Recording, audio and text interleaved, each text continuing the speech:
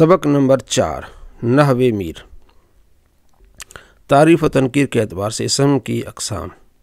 اس اعتبار سے اسم کی دو قسمیں، معرفہ اور نکرہ، یعنی یہ اسم معرفہ ہے، نکرہ۔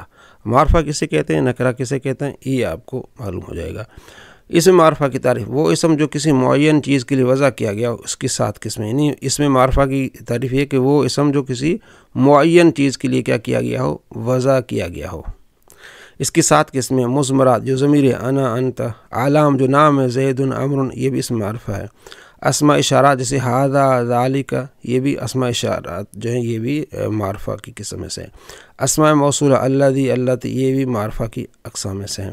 معرف باللام، جس اسم سے پہلے یا آ جائے وہ نکرہ نہیں رہتا، وہ معرفہ ہو جاتا ہے۔ خاص آدمی ہوگا تو تبھی وہ معرفہ ہوگا۔ معرفہ باللام، الف لام آ جائے نا کسی کلمے پر تو وہ بھی اسم معرفہ ہو جائے گا۔ اسم ہوگا اور کیا ہوگا، معرفہ ہوگا۔ اسم کی علامت ایک ہے نا الف لام، تو وہ اسم بھی ہوگا اور کیسا، معرفہ ہو جائے گا، خاص وہ چیز ہو جائے گی۔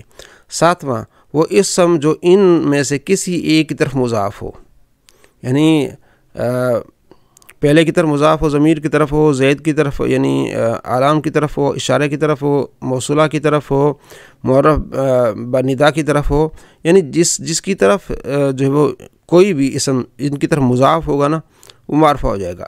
یہ اصل میں معرفہ یہ بھی اسم ہی ہے، معرفہ بھی اسم ہے، نکرہ بھی اسم ہے۔ معرفہ ایک خاص معین چیز کے لیے وضع کیا جاتا ہے، تو خاص وہ چیز جس کا ہمیں علم ہوتا ہے وہ معرفہ ہو جاتی ہے۔ اور نکرہ جو خاص معین چیز کے لیے وضع نہ کی گئی ہو، جیسے اسم نکرہ کی تعریف، وہ اسم جو کسی غیر معین شے کے لیے وضع کیا گیا، غیر معین نہیں بلکہ غیر معین کے لیے وضع، جیسے رجل کوئی آدمی، فرسن کوئی گھوڑا، ٹھیک ہے، تو یہ کیا ہے، نکرہ ہے۔ اب اس کے نیچے یہ سوالات ہیں، ٹھیک ہے نا، آپ نے اس کے جوابات جو ہیں وہ اپنے لکھنے ہیں، اپنے گروپس میں ضرور شمولیت اختیار کریں، گروپ میں، اور لکھیں۔